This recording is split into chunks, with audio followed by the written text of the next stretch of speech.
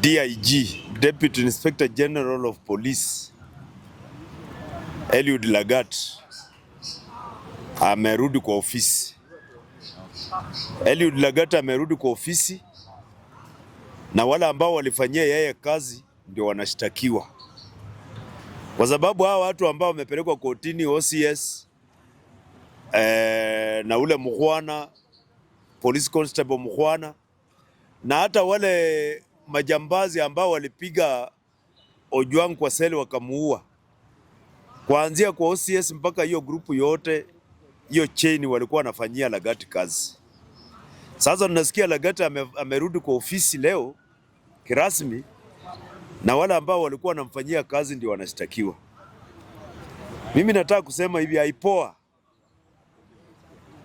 imekuwa very useless entity in this country, ambayo kazi ya IPOA ni kusanitize watu wakubwa, sacrificing the small fish and sanitizing the sacred cows, untouchables. Yani huyu Lagat ni untouchable. Yeye ni sacred cow, hawezi guzwa. Yeye hawezi pelekwa kotini. Lakini wale ambao yeye alituma wamfanyie kazi ndio wanashtakiwa. Ilifaa huyu Lagat pamoja na wale ambao walimfanyia kazi wote wapelekwe kotini washtakiwe. Hakuna haja ya kupeleka wale ambao walifanyia Lagat kazi. Wale ambao walifanyia Lagat kazi ndio unapeleka kotini, na IPOA muna clear Lagat. IPOA inafaa waache hii mambo ya selective justice. IPOA, Independent Police Oversighting Authority, inafaa waache hii mambo ya selective justice. IPOA ikiongozwa na Isaac Hassan, waache mambo ya kupigiwa simu, peleka fulani kotini, fulani mwachilie. IPOA imekuwa a very useless entity in this country, serving political interests. Yet hapo mbele wako na jina yao inaanza na independent. What is independent? IPOA is not independent. IPOA is a political tool being used to serve political purposes. Ni kitu ya kuhuzunisha hii nchi. It is an insult to Kenyans. It is a mockery to Kenyans that Lagat anarudishwa ofisini kama Deputy Inspector General of Police, yet Lagat ndiye alikuwa mwanzilishi wa kifo cha kijana Albert Ojwang. Lagat ndiye alikuwa mwanzilishi. Na pia tunaona hii mambo ya watu kuuawa police station haijaisha kwa cell. Kuna msichana anaitwa Julia Njoki kutoka na Nyuki ama Laikipia, ameuawa kwa police station kwa sababu ya kuandamana. Julia Njoki, huyo msichana mdogo, a very young girl. Postmortem report zinaonyesha ati skali yake imepigwa, imecrack. A very young girl. Na watu wanaolaumiwa kwa sababu ya kuchoma police stations. People are burning police stations because police stations have become scenes of crime. Police stations in this country have become scenes of crime. Police stations zinafaa protect wa Kenya. Police stations must protect Kenyans.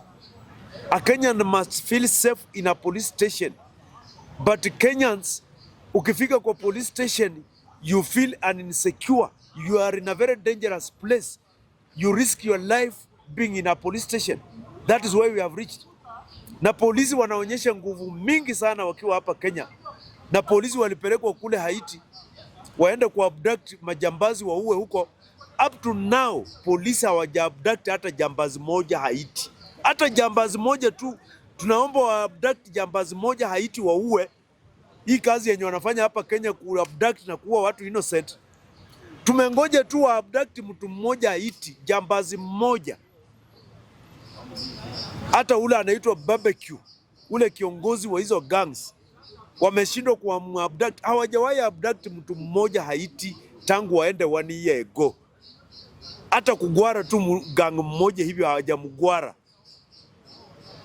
Lakini hapa nyumbani wanaonyesha vile wanajua sana kuabduct, vile wanajua kuua innocent people armed with only a flag and a bottle of water and a phone. Si wa abduct kama hao polisi wanajua sana hii kazi ya kuabduct na kuua. Si watuonyeshe na kule Haiti walipelekwa, kwa sababu huko wanakubaliwa. Huko wanakubaliwa, wako na ruhusa ya kuabduct hao majambazi na kuwaua. Mbona hawafanyi hii mambo huko? Why are our policemen not abducting gang members in Haiti and killing them? Why? Why are they showing us hapa nyumbani kwamba hao wanajua kazi ya kuabduct na kuua, but kula Haiti hawezi? It is very sad that our country is taking this direction, that the police service is not a service, but it is, police is being weaponized politically against innocent citizens. Police is being weaponized. Mpaka watu wanatoa orders, mpaka Nelson Koicha anatoa order kwa police, shoot and kill. Mpaka Ruto anatoa order kwa police, shoot the leg. Mpaka Murkomen anatoa order kwa police, shoot and kill. Yani because police in Kenya has become a department of the UDA government. Police in Kenya have been weaponized politically. Police in Kenya inatumika kama kitengo ya kisiasa, a military wing for some politicians. Police in Kenya have become a military wing for some politicians. Instead of the police acting independently, arrest suspects, take them to court, that is what the law says. But not killing people in police stations, not shooting people anyhowly. Lagat, it is very sad for this country that Lagat amerudi kama DIG kwa ofisi ni kutusi wa Kenya, an insult to Kenyans and a mockery to Kenyans.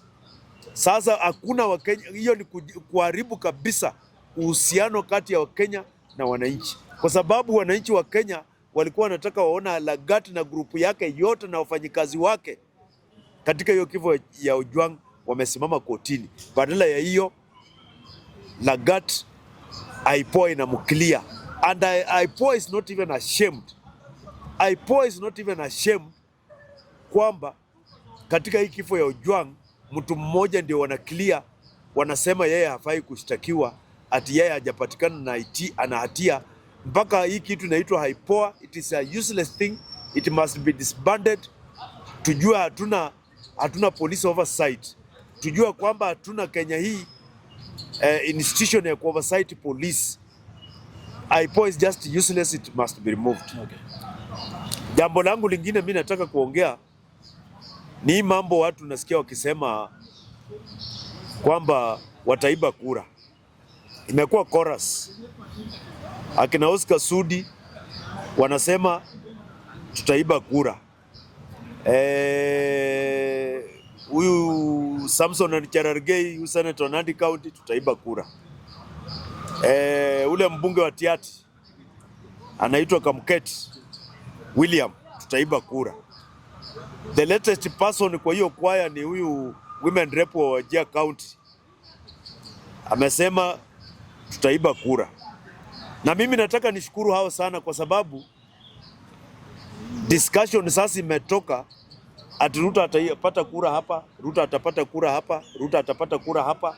Sasa wameleta the right discussion. Ruto hana kura, na wote wamekubaliana, kutoka kwa Ruto mwenyewe mpaka vikorogosi wake, wote wamekubali hakuna kura.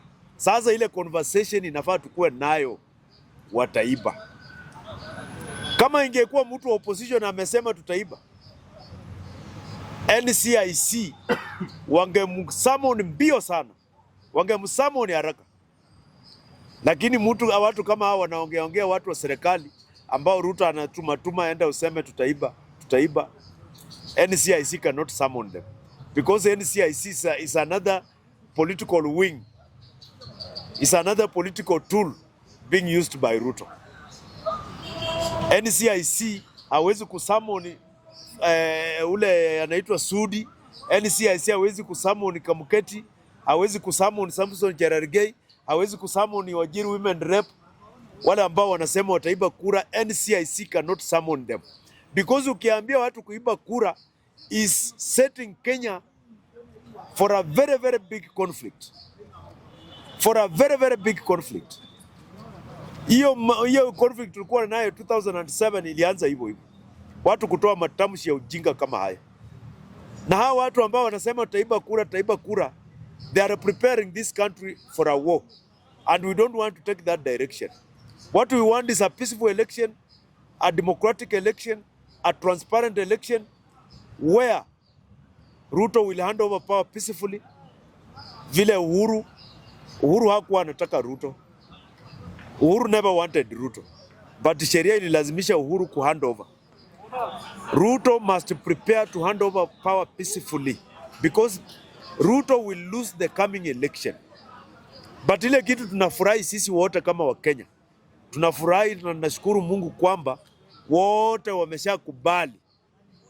Mpaka nimesikia mpaka mbunge wa kule Nyanza mmoja. Kuna mbunge wa kule Nyanza mmoja pia amejiunga katika hiyo chorus tutaiba kura. Mbunge wa Rangwe, thank you. Mbunge wa Rangwe amejiunga kwa hiyo chorus tutaiba kura. And we are happy they have agreed that kura hawana. We have happy, that is the most important thing, that they have agreed kura hawana.